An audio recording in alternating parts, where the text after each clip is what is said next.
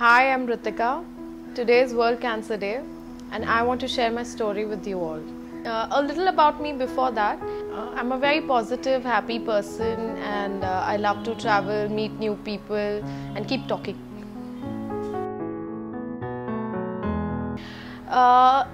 It was 2014 November, my birthday month, and I had planned to travel the entire month and I did that. Towards the end, I had a neck sprain. I could not move and I was wearing a neck band. My co-faculty at those times just got me a neck band. I went to a normal doctor and he said it's just a sprain. But I thought there was something more than it. I was traveling home the next month, so I delayed and I thought that I should probably show it to my mother, who happens to be a cancer specialist. I went home in December, finished all the weddings and all the fun part. And just before I was about to get back to work, I asked my mum about the lumps on my neck. I did not know till that point that they were lumps, till my mother told me that they were lumps. She immediately called up a doctor and we did a FNAC, which is also done to figure if it is a tuberculosis or something else. Now, I did not know till that point what the something else could be. The doctor asked me for a repeat FNAC. That's when it struck me that it's definitely not tuberculosis. But my mother knew about it and she just gave me a call to cancel all my trips and to just come home. I didn't know how to react because I sensed that there was something more to it. I was all prepared to leave, get back to work and just having the last coffee probably with my best friend. When I reached home, I saw all my family members on Google, which was very strange because they never did that, and then they just sat me down, like you give some good news or bad news. So they just sat me down and said it's not TB. I said, oh wow, that's a good thing. I don't have to take 6 months of medication. They said, but it's Hodgkin's lymphoma and it's 3rd stage. So I just didn't know how to react. I just laughed. I said, that sounds so exotic. It sounds great. And they said, please Google it. So when I did that, I was just lost for words. It is a form of cancer. And I said, I have cancer. And it took a while for me to even come to terms with the fact that okay, it's not TB but it's cancer. My very next thought was I think I just have to build a world around it. I just have to live with this now for maybe 6 months or a year or 2 years. But I was extremely nervous. So the very next step was obviously starting the treatments. My mom had done all the base work of getting the test done, the biopsies, the confirmation, and all of that was taken care of. But the fact that I had to take my first chemo in less than 10 days was the most disturbing thing, because I was reading into it a bit too much, like too much. I would tell everybody that Google is sometimes the worst thing to go to when you have something that is not normal, that's not usual. Because there can be so many reasons that are not right, and it doesn't mean that it's the same thing. It's a very general information that's available on Google. I wouldn't say it was easy, but once I got into the cycle of chemotherapy, which was extensive and tiring, and I probably could not even get up from my bed for most of the days.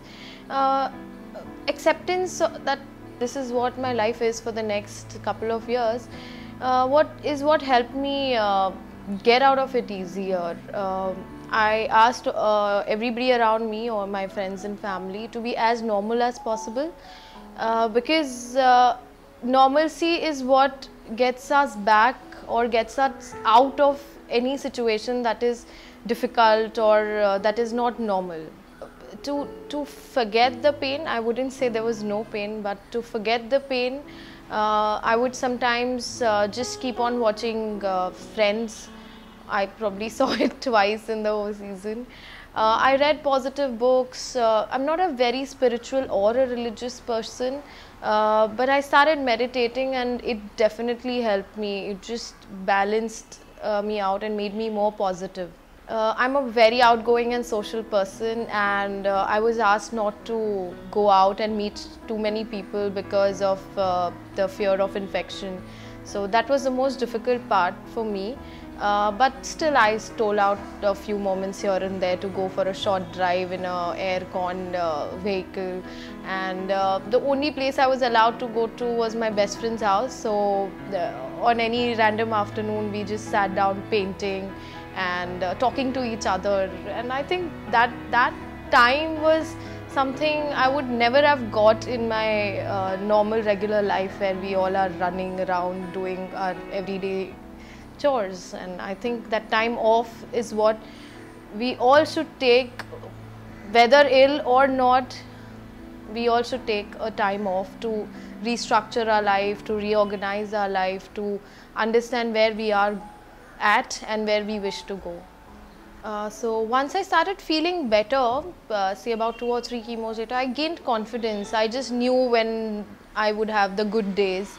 So me and two of my other friends, we just started this forum where we invited different people from various walks of life, design based, or somebody was an artist, and we just got together and spoke about things. So it was the most beautiful thing for me, because I got to get out of my house for even 2 or 3 hours for meetings, to plan out what is done. And my friends were really sweet to accommodate all the dates of the events when I was in my better time, when I was off chemo, when I had the 15th day cycle, when I was feeling better. So all that kind of helped me come out of it easier than probably just sitting at home and brooding over what happened. So I took baby steps towards recovery. I wouldn't say it's very easy to come out of something easily, but it all depends on you as a person. If you wish to get out of a situation that is uncomfortable, you start with baby steps. I got to doing that with small forums.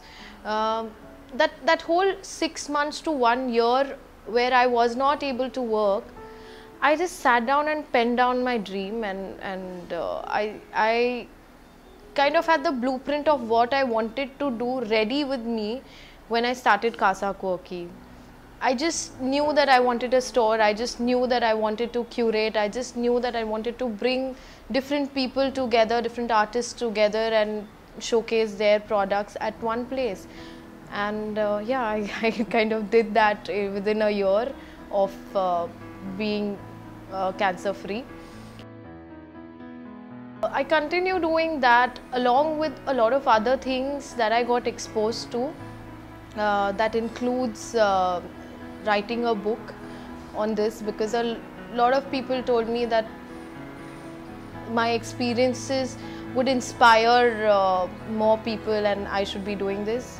The latest thing that has excited me the most is this platform that I'm trying to build. It's called House of Ritika, and there I would be talking about everything that is related to design, related to life, related to various topics. Till then, feel free to talk to me. You can reach out to me here, there, wherever the links are. Look forward to speaking to you soon. Bye. I can't do a bye.